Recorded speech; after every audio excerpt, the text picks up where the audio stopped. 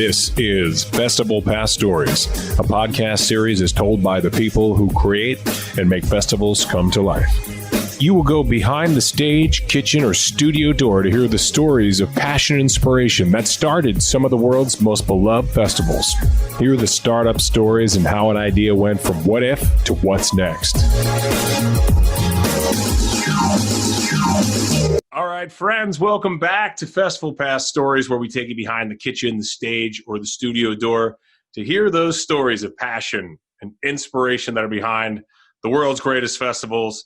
And today we kind of take you behind all three doors with the founder of many fests, but we're going to say the founder of the FLA, the Craicfest, and Oysterfest out in Brooklyn. Ladies and gentlemen, please say hello to Terence Mulligan. Terence, what's happening, man? I got to come in. That was like a hell of an entry, man. I felt like I was at the Jimmy Fallon show there for a second. Oh my God. So great. That's great. That was a hell of an entry, man. I love that. You should come on the road, man. I'm going to use you as my MC. You're familiar with the Craicfest, so yeah. I mean, I've been fortunate. I started a number of festivals, but it all started with Craicfest. Yeah. Take people back who don't know, because I know you know personally, being Irish American, is it started as a film FLA. Film FLA was an Irish film festival, the first of its kind. Back in 98. Well, 99 was the first year, but we started in 98. Can you explain to people what a FLA is, first of all? I mean, I know, but what a FLA is, and then also some of our younger viewers, what 98 was like. I mean, they weren't even alive then. Yeah, I don't think many people have cell phone. Yeah. There was no Twitter. There was no Facebook, no Instagram. Halcyon days. So FLA is the Irish word for festival. And I get this a lot when I go on CBS Morning Show and Craic, and we'll talk about that later. So I went to Pauline at the Irish Arts Center. That was the impetus. And I said, hey, I want to start this festival. And she goes, you're crazy, because you're going to need like 20 people. I was like, yeah, you're right. So when I left her, I knew I was like, I'm going to do film. And that's literally kind of like, the starting point. Yeah. I met with her, and we talk about this every now and then. I go, it literally started like the Irish Arts. I mean, it was a few meetings, but I remember leaving to go, okay, I'm going to start a film festival. And then the word FLA was being thrown around with the Guinness FLA, which is interesting because into sponsorship, we were going to get Guinness. And I think I mentioned this a few years ago. Guinness is going to give me 10 grand to go, you got to change the name. We got the Guinness FLA. It can't be Guinness Film FLA. I go, well, why not? I go, well, I'm doing it. They go, well, Guinness FLA goes, well, we were going to do film FLA. I go, but you're not. Really? I'm doing it. Yeah. So the Guinness said, forget it. Like, we can't give you 10 grand. So I had to change the name, like the first year. And then I said, no, I'm not going to change it. So I stayed with film FLA, and it cost me 10 grand from Guinness, but I wound up getting 7,500 from Murphy's. So that's kind of the long and short how it started with the name and the program and the sponsorship. But there you go. I remember 95, and I do remember 95, but Eddie Burns. We were 12 then. We were 12, right? When we were in Little League. When we were in Little League at 12 in Bay Ridge. The one year. You were in Bay Ridge, I was in Jersey. But anyway, when Eddie Burns comes out, of course we can call him Eddie Burns, right? Because we know him. Right. So Eddie comes out with the brothers McMullen, and everybody was on fire. And then this genre, this sort of like wisecracking, self-deprecating Irish genres out there. And but what was the the actual inspiration for you to start that? Because that wasn't really on the heels of it, but it was obviously during that time it was pretty hot. You're in the right church, different pew. As I like to say, you're in the right church, different pew. So I knew inherently, like I met the McCourt brothers. I knew Riverdance was hot, and I just knew there was a lot of heat around all things Irish culture. And I was like 98 going to 1099. I'm like, this is the time to, start a legitimate Irish festival. And film, I knew was the smart thing to put on the map first. But the scope, the vision was like, music, art, comedy. So eventually we'll talk about music, but music was originally part of my vision in 98, 99. But, having met Pauline at the Irish Arts Center, it's like, start small. And I think it was one of the smartest things we did was start with film. So having said film, Brothers McMullen, those films opened up a gateway to me saying, all right, there's Irish American filmmakers out here. And then I went to Galway. It's kind of giving the Cliff Note version now, but when I went to Galway, that really opened up like, okay, this could happen. There was a lot of filmmakers I didn't know about. There was a lot of film festivals and agencies that we tapped into. Yeah. And I got Eamon Bowles involved. The speaker Eddie Bird. Eddie Bird came out as an honorary board member. We got Jim Sheridan and Liam Neeson. Not to be a name dropper. Hey. Not to be a name dropper because, Tom Hanks told me never to do that. So Tom Hanks told you not to drop names. Was that at like Rhea Perlman's birthday party or something like that? I don't know. It was at Cipriani's. You still love that line. That line still works. Tell me stories from that party. So what were you doing at the time? Because there were obviously other festivals at the time, other film festivals, obviously. I was a doorman at Club Macanudo in 1998. Yeah. That's how it all started. So I knew that I was making that transition from being hustler, doorman. I'm still hustling. I was gonna say. And then starting a nonprofit. So I was lucky enough. I met a few film festival people who were very good to me, like Bingham Ray, God rest his soul, and Eamon Bowles from Magnolia Picture, who were kind of mentors to me. Like, okay, this is how you got to run a nonprofit. This is how you run an organization. Yeah. This is how you run a festival. So I was smart enough to put those guys around me to, set a template. And that's kind of why I was still here after 23 years. I think we surrounded ourselves with the right people. So you had these big broad festivals, like I was saying, Sundance and Cannes, which is Correct. Cannes, whatever you want to say, was around since the post World War II. But they were very broad in nature, and yours was super niche. Were you concerned about attracting an audience, or was that exactly the mission? That it's about culture and setting this thing apart. Yeah, that's a good question because that's something we've always faced. I don't think we're ever going to get past that. The glass ceiling, so to speak. I think there's something there. It's always been a positive for us. Yeah. I've never looked, but I think having said that, we've changed with the times. So like we started a short film festival. 10 years ago, we started an LGBT festival. Okay. The Music Fest started like 10 to 12 years ago. And it really took traction about 10 years ago. So, had we not started with Film Flaw and it branched out to Craicfest about 12 years ago, we wouldn't be here. So, it is a niche. So to answer your question, it's a strong niche.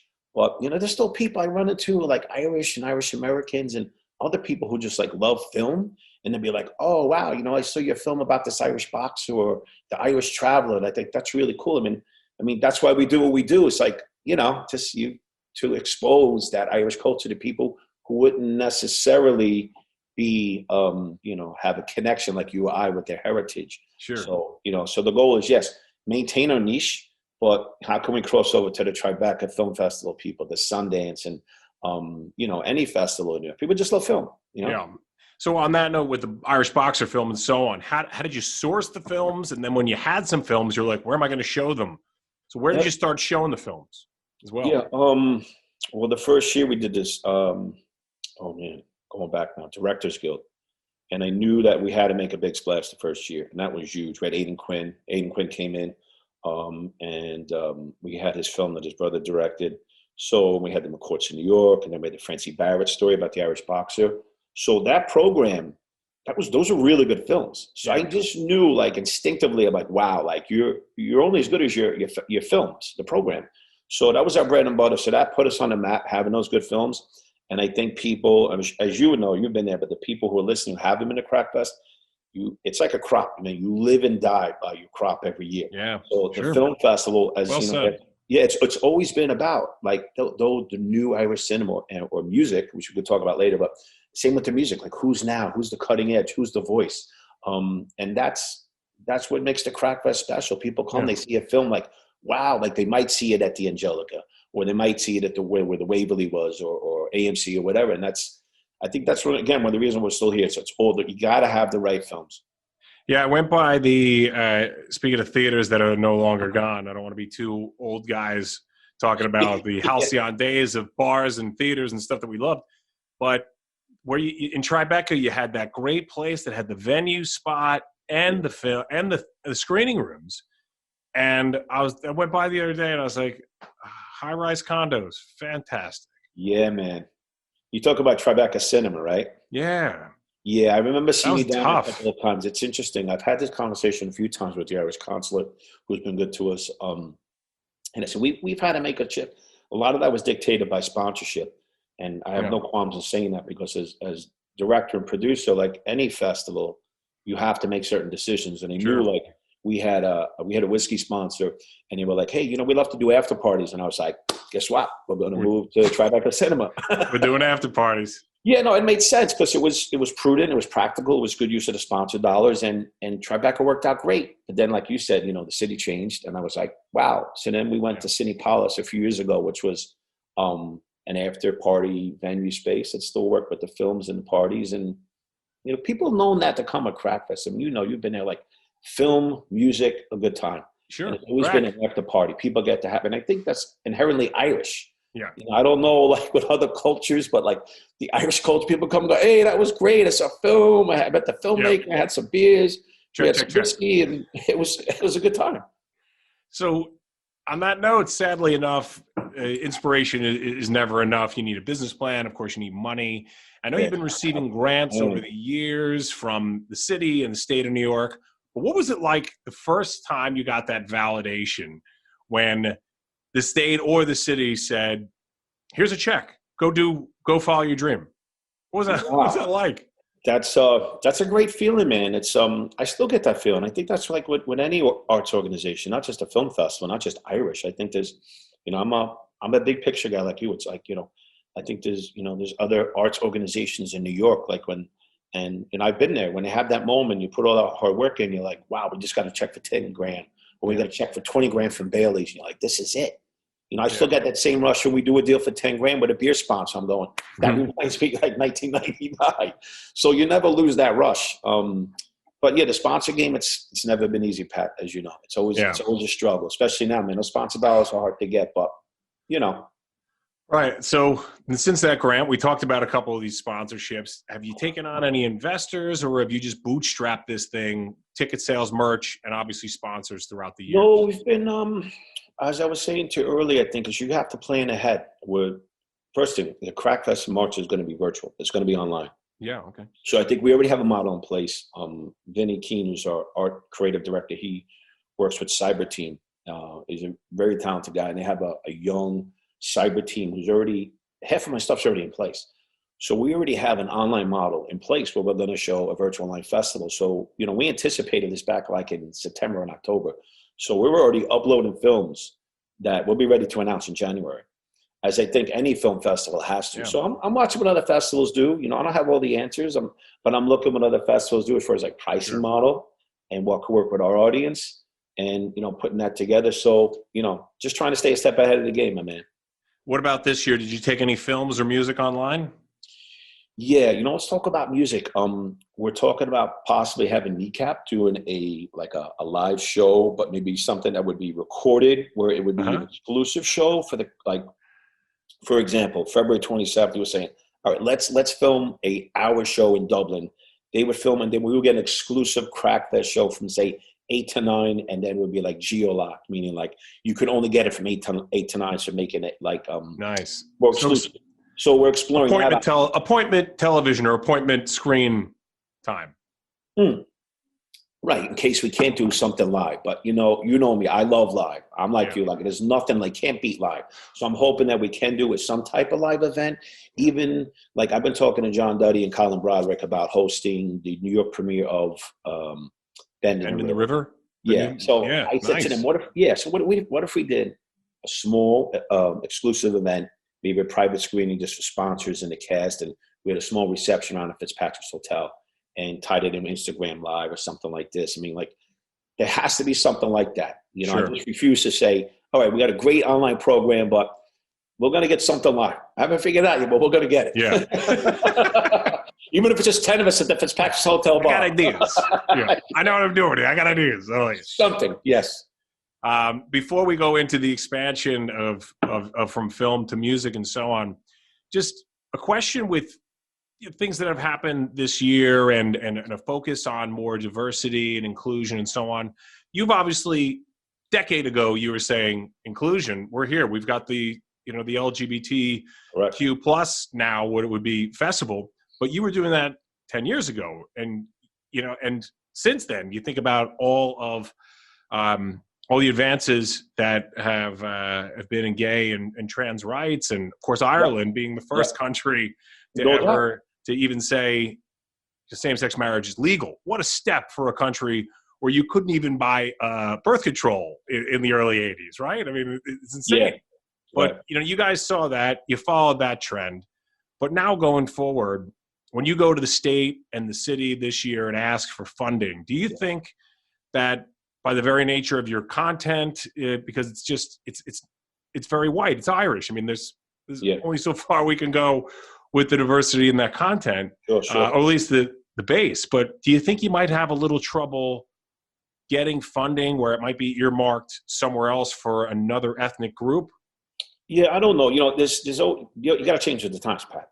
So we've been lucky. Going on year 23, we've been good, fortunate getting funding from the city council people, Culture Ireland, and the Irish Consulate has been. We also got a grant for $7,500 from the ESP program, which is the Department of Ministry, Arts and Culture. Wow. So that right there, that'll answer like your question, and anybody else who's listening who's not Irish, let that be an inspiration too, because we did our homework. 2 years ago, we got the grant, and we got double the money because we said to them, so look at, we need these funds to go to like web management, our cyber team, and how we're going to develop this online. So you're like, wow, this is great. But, you know, again, you got to do your paperwork.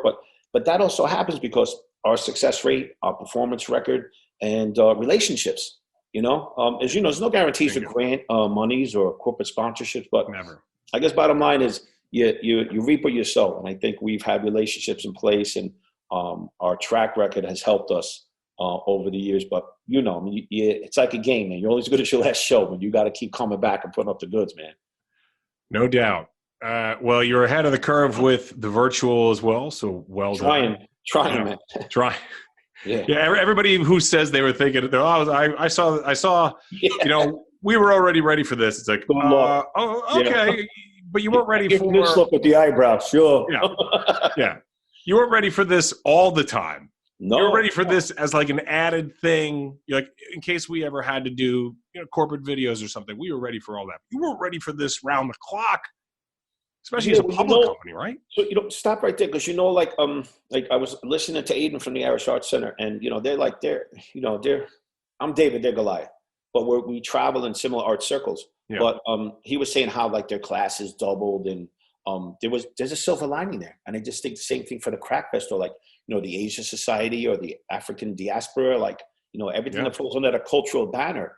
You know, there's hundreds of other festivals like us. Like if you think outside the box and online, you could actually double your audience. You know, just, you know, do the work, put your stuff in place. Say, you know, so there is a silver lining there. You know what I'm saying? Well, you know, because you've seen me scream at people for money for years on a stage, running around a room. Yeah. I like the live. I liked fundraising live and all that. But when this happened, pleasure to be here. When this happened, you know, I was convincing people to go online, and that was one of the things I said to them. I said, we can go virtual. Yeah. And we can do just a paddle raise, you know, so to speak, a virtual live appeal, and you can get 1,000 people where you'd have 500 in the room, where you're charging, you know, 1,000 a ticket. Now, don't charge them for the event and ask them for a donation. Provide them with something entertaining, and then you know what? You've got 400 new donors, and I see it every week with clients who have had the guts to go virtual. And I would say that because they're like, well, what if this? You know, people are like, what if our video doesn't work at the event? We'll be so embarrassed. Imagine the problems they've had with videos and stuff trying to work virtually. It's like stuff across the board. So they're worried about their brand, right? Yeah. As you are, you're like, if we're going to go virtual with this thing, it's got to be legit. It's got to be flawless. And we've got a small, tight budget to do this with. So how do we do all that with the very best talent? So no, that's it. And then you just, like I said, you know, you put those things in place. I have cyber team work on me. They just did the Brooklyn Sci-Fi Festival.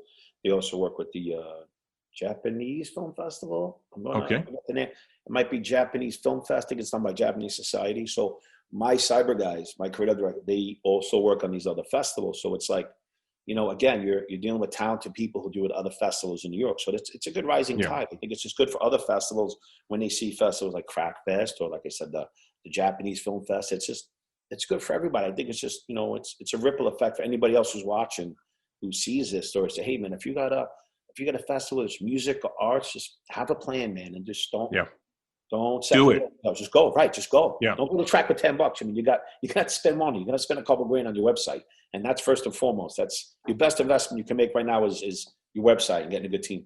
Yeah. Connect with those people that love your content. Don't let them take a year off, because we know what happens when that happens. No way. Somebody fills that void and they're like, oh, you're doing that again? Oh, this year I'm going to that thing. And you're like, oh, no, we just lost. You know, you don't want to lose anybody. Yeah. So anyway, we'll take us from the expansion of the film to the music and the Craicfest. And also, please make it clear to our friends that are watching what kind of crack we're talking about here. Yeah, the Craic, again, this goes back to CBS morning show. They go, Terence, can you just tell me exactly what crack means? So for those people watching, crack is the Irish word for a good time. So when you come to the Craicfest, it's, hey, we had a good time. The crack was mighty, right, so to speak. So hope that clears up all the crack. Yes. Definitions. It fills the crack. Yeah, exactly. About the crack. Yes. Go. Yeah. So how did you take it from there? You had the film, and then all of a sudden you're like, I got to bring music. I always wanted to bring music into this, but how did you continue to build that? So again, I'll just kind of give it a cliff note. So with the music, we started out, and we had some stumbling blocks, I think, like any expansion, but I knew like you start small, then you start gradual. Again, it was one of the fundamental decisions we made, which was smart. And then, around the second and third year, we caught our stride with Sinead. Sinead was downtown. It's not there anymore, but it was a great venue. So then we had like Monday, we had the Walls, and there was a lot of Irish acts that were like, there was a lot of heat. There was like a renaissance around Irish music that had happened to like Irish art and film and river dance back when I started 10 years before that. So intuitively, I just saw like, wow, there's some really talented musicians coming out. I mean, at the time is now, we got to expand now. So that's when we changed everything from like Film Flaw, and then just went Craicfest. I think it was the smartest thing we could do branding wise, content wise. It was, all right, it's Craicfest now. And then it just took on a life of like, film and music. And then the music fueled into the film, which is another thing that people started to realize like years later. They were like, wow, like this is a 2-weekend film and music festival. So, and a beautiful crossover between the two. Totally. I found it was like a perfect marriage, and, kind of like a South by Southwest, but on a smaller scale, but with an Irish twist. It was like people would come and we had a lot of acts that would go to South by Southwest. So from a producing standpoint, we would piggyback on that talent. Say, hey, if you're going to South by Southwest, let's say some flights, we go to Fitzpatrick's Hotel, say, can you put these guys up for 2 or 3 days? And then they will go to Austin after us. So it was just, we were like a conduit. Got it. Awesome. And so it worked out great, especially with the press and the media and all that stuff. It was easy to sell tickets. And, but like, like I love live, as much as I love films. Yeah. It's great. But the music really put us on another level. I mean, it got us major media exposure, got us more sponsorship dollars. And then it brought more people in like yourself who are Irish American going, wow, I went to that music thing, and there's a film festival next week. Yeah. It's like, you see what I'm saying? So I used it, we used it to our advantage, saying like, let the music fuel and add some heat into the films, because, like you said, a lot of films were niche. So if you came, we would like, cross promote and get people, or we make announcements, go, come check out this documentary about, whatever, like an Irish boxer or Shane McGowan. And people say, I learned that about the music fest. We're like, oh, thank God. And that Shane McGowan, I got to see that Shane McGowan piece. That looks incredible. The trailer's on our site. Craicfest. I watched the trailer on your site. Check it out. I watched the trailer on your site. It was amazing. Yeah. Gotta see that. Things like that. I mean, like, Magnolia Pictures, they've been good to us. Eamon Bowles is one of our board members, and he's, he's the big shot, the big cheese over there at Magnolia. So, we try to help each other out, and I love Shane McGowan. He's probably one of the best Irish musicians of all time. So why not cross promote it? Why not show him some love? So real quick, you mentioned board members. When was it the time for you to say, we need a board of advisors, we need some people here? Was that year one right away because you want to have a couple of names to put on the masthead? Or did you build the brand and then go out to people and say, look what we've built? You got to be a part of this. No, it was, the first year was masthead, like a lot of first couple of years. And then about 10, 12 years later, when we got into Craicfest, we had some music consultants and people who work for Paradigm. And like I said, the Eamon Bowles and the Bingham Rays and Jim Sheridan, who's been Academy Award winner. People don't know. Yeah, he was there like from day one. And it took us 20 years, believe it or not, for him to show up to the festival. When we were on CBS Morning Show, I go, hey, Tim, it only took you 20 years. Yeah. But that's a true story. But he, he was there from day one. So he goes, Terence, what do you want me to do? You want me to call Fox? You think I'm mental? And, that's the conversations we would have. Like, I would call him up once or twice a year. Not a lot. Because those guys, you don't want to abuse your relationship. Sure. He said, hey, can you call so-and-so? We need to get this film. And that's, it's not like we're sitting in the boardroom going, hey, did you get my memo? It's like, hey, call this guy for me. Come on. Let's make this thing happen. It's amazing, right? Ireland's such a small country. It's like, well, I called your man and he phoned a Taoiseach. The next thing Bono was there. And that's a real story. That's not name dropping. That is a story that has happened in Ireland. Maybe yesterday. Yeah, well, all right. So maybe not yesterday because it's locked down, but stay with that. You're right. I was, Jim came in, Sheridan came in a couple of years ago, and we're trying to get this film Camino Voyage. And I met Glenn a couple of times, but wasn't really tight with him, but I knew him, and I didn't enough to have his cell phone number. So we're sitting. I go, Jim, we're sitting there at Melon's having a burger in the village. I go, text him right now. So what do you mean? I go, text him right now. So he texted him, and he says he got back to me. Yeah, he's gonna help you. He's gonna put something on Instagram. 2 days later, we sold out. He goes, Jim reached out to Glenn. It's a true story. I mean, this is for us. This is how you sell Irish arts in New York. I mean, we're not Tribeca. I mean, you have to rely on people who are more established than you, who have influence. I mean, that's just that's how it works. Same with the American Island funds. It's you need some heavy hitters to advocate for you. No doubt. There's no mystery to the way that they raised $3 million at a dinner. It's get a heavy hitter who's got a lot of people that do business with him or her, and say, will you be the honoree and will you go raise this money? And then the committee does the rest of the legwork. I wish we could raise $3 million for a Craicfest, didn't it?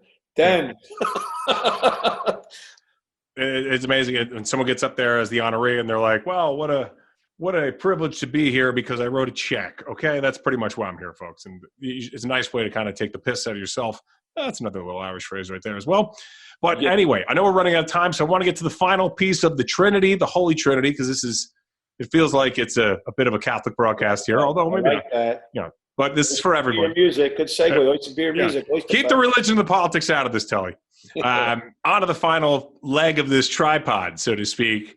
The Oysterfest. Was this a passion for food? Was it an inspiration from living out in Long Beach or friends in the oyster or restaurant trade? How did this one come about? I wanted to infuse, we had the music, because the music always went well.